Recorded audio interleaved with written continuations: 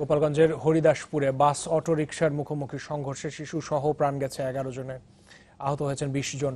হতাহতদের মধ্যে 10 জনের পরিচয় পাওয়া গেছে এখন পর্যন্ত। এদিকে সড়ক দুর্ঘটনায় বাগেরহাট ও সাতক্ষীরায় শিশু সহ আরো 4 জন নিহতের খবর পেয়েছি আমরা।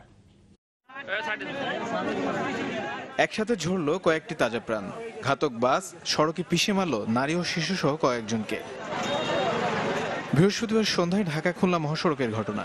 ঢাকা থেকে ছেড়ে আসা গোল্ডেন লাইনের একটি বাস হরিদাসপুরে বিপরীতমুখী থ্রি হুইলারকে চাপা দেয়। এতে নারী ও শিশু সহ ঘটনাস্থলে মারা যান থ্রি হুইলারের 11 যাত্রী। মোটরসাইকেল ঠিক আছে যাচ্ছে, সে বাউলি দিয়েছে আর এই চেপ করতে যাই এদিক আইছে আর মাইন্ডের সাথে বাদি গেছে।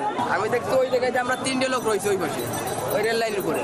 পরে দেখে গাড়িটা যখন পড়ছে, পড়ার পরে আমরা দৌড়ে আইছি দিলেদল এসে থেকে একটা লাশ ওই জায়গায় রয়ে গেছে। খবর পেয়ে ঘটনাস্থলে গিয়ে আহতদের উদ্ধার কাজ শুরু করে ফায়ার সার্ভিস ও পুলিশ। পরে নিহত 11 জনের মধ্যে 10 জনের পরিচয় শনাক্ত করে তারা।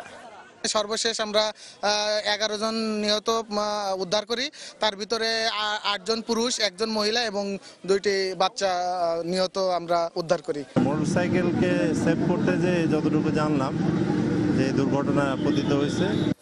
এদিকে বাগেরহাটের রামপালে বাস নিয়ন্ত্রণ হারিয়ে 3 জন নিহত হয়েছেন। স্থানীয়রা জানায় ঢাকা থেকে মোংলা যাচ্ছিল বাসটি। আর আলাদা সড়ক দুর্ঘটনায় সাতক্ষীরায় এক শিশুর প্রাণ গেছে। তানিম রহমান, চ্যানেল 24।